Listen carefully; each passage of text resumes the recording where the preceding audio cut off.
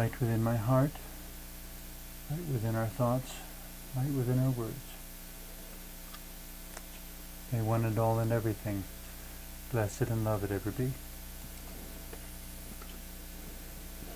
Welcome. I'm Sister Who. With me today I have my friend Lyle Tautfest, and you're a clinical hypnotherapist. Yes, that's right. Which may or may not be relevant to our discussion today. We came up with a lot of good things we wanted to talk about. It seems in the current era at least, many people want to be happy all the time regardless. As we were talking now, it seems there's a distinction that should be made between happiness and joy, that they really aren't the same thing. So when people come to you and they say they want to be happy, I think you and I know it's better to pursue joy than happiness, because the pursuit of happiness sometimes has people engaging in things that really aren't healthy. But that brings us back to the basic definition. What, after all, is joy? And what is it that you're recommending your clients pursue? I think your perception that most people do come in, they're looking for happiness. And when I ask them, and I always investigate what they really mean by that, because many people don't know. They're, I think, encouraged by the media or celebrities to pursue happiness without a clue as to what that might mean for them individually. Well, and of course the media's hype that a bigger car, a nicer hairdo, a more expensive outfit, a priceless piece of jewelry will somehow make you happy. And make me what? And for how long? Well, until the newness wears off, and then you go and purchase something else. It's part of the marketing strategy, marketing happiness and not joyfulness. Okay. And having grown up in a very conservative Lutheran Christian environment, they did talk about joy, but I don't think they really understood the meaning of what they were talking about, because they got it all mixed up with the concepts of happiness.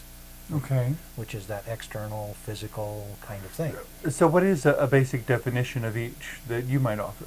Well, the happiness that I see displayed, and I think when I was much younger that I got caught up in that pursuit of happiness, and that was externalized. It was sort of an action. It was, so happiness comes from the outside in. Exactly. Joy comes from the inside out. That is exactly the way I see it, yes. Okay. It took me a while to get to that point.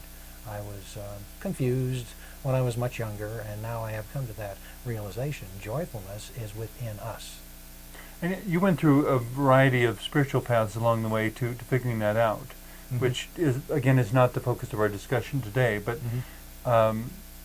when we were first getting to know each other, that suggested to me that you would have a broad frame of reference for this. So it's not like we're just spouting off our own little personal ideas. We really have talked to a lot of different people about finding a deeper, empowering understanding.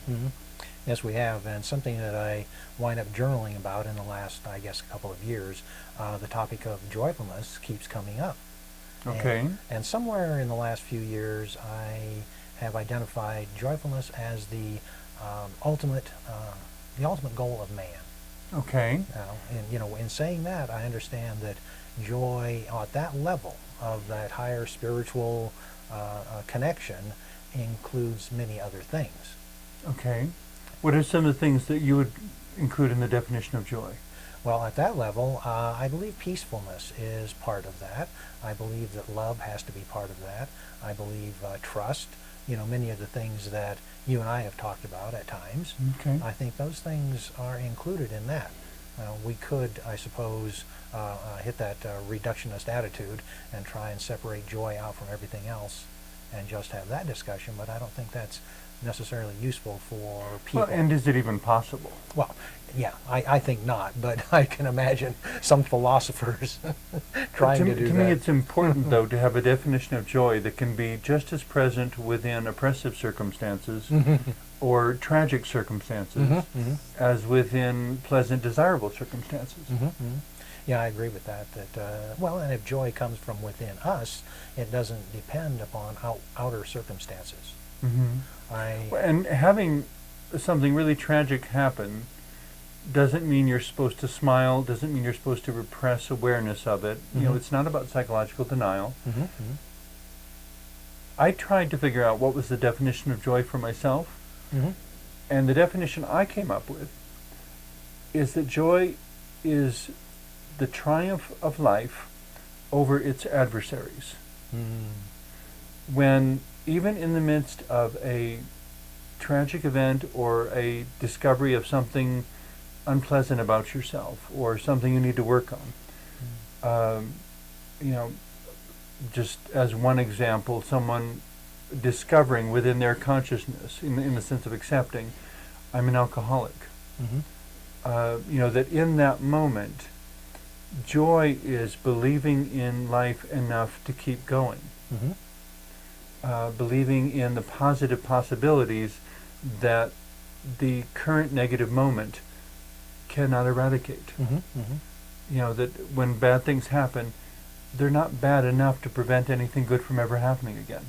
Well, and I believe if we're in the middle of bad things going on, some sort of traumatic event, that we can still maintain that connection and awareness of joyfulness. Mm-hmm. And doesn't mean, as you mentioned, that doesn't mean we're denying that. When my Doesn't mean we're laughing. no, not at all. We may No. not even be smiling. No, But there is, as you said, an inner peacefulness. I think that's part of it. Yeah,